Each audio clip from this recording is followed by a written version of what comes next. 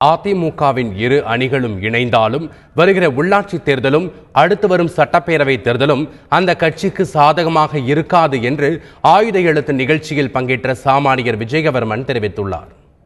அதிமுக பிளவு ஏற்பட்டப்போ அந்த ஃபேஸ்புக் வாட்ஸ்அப்லாம் அந்த தகவல்கள் எப்படி இருந்துச்சுன்னா ஓபிஎஸ் வெர்சஸ் இபிஎஸ், ஓபிஎஸ்ஸா இபிஎஸ்ஸா அப்படிங்கிற மாதிரியான சமூக வலைதளங்களில் அதான விவாதம் நடந்துச்சு.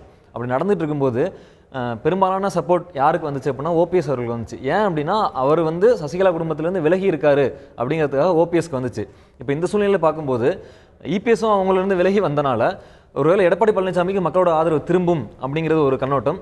இன்னொன்று டாக்டர் சுமன் சொன்ன மாதிரி ஓபிஎஸ் விலகினாலும் பாக்கி இருக்க 11 பேர் இங்கே சேர்ந்தாங்கன்னா ஆட்டோமேட்டிக்காக இவங்களோட ஸ்ட்ரென்த் அதிகமாகிடும். இப்போ வலு அதிகமாகும் போது பொதுமக்கள் எதிர்பார்க்கறது என்ன அப்படின்னா அவங்களுடைய குடும்பம் தலையிடாத ஒரு ஆட்சியை தான் அவங்க எதிர்பார்க்குறாங்க. அப்போ அது இபிஎஸ் கிட்டே இருக்குங்கிறதுப்போ பொதுமக்கள்கிட்ட அதுக்கான ஆதரவு அதிகமாக இருக்கும் அப்படிங்கிறது என்னுடைய பார்வை. இது தேர்தலையும் கூட இவங்களுக்கு சாதகமாக எதிரொலிக்கும் நீங்க நினைக்கிறீங்களா?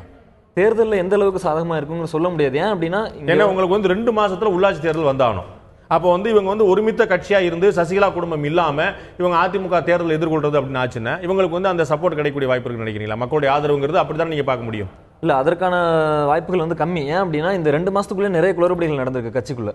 அப்படி இருக்கும்போது உள்ளாட்சி தேர்தல் அவங்க இந்த புதுசாக ஒரு அதிமுக அணிக்கு வாக்களித்தாலும் அதுக்கப்புறம் அங்கே என்ன குளறுபடி வருங்கிறது மக்களுக்கு ஒரு ஐயப்பாடாவே இருக்குங்கிறது கருதுறேன். ஸோ தேர்தலில் அவங்களுக்கு பலனளிக்காது, இந்த சமரசமோ இந்த சமாதானமோ ஒன்றுபட்டு செயல்படுறதோ உங்களுக்கு பலனளிக்காதுன்னு நினைக்கிறீங்க? ஆமாம், இந்த 4 வருஷத்துக்கு எடப்பாடி பழனிசாமிக்கு மக்களோட ஆதரவு இருக்கும்.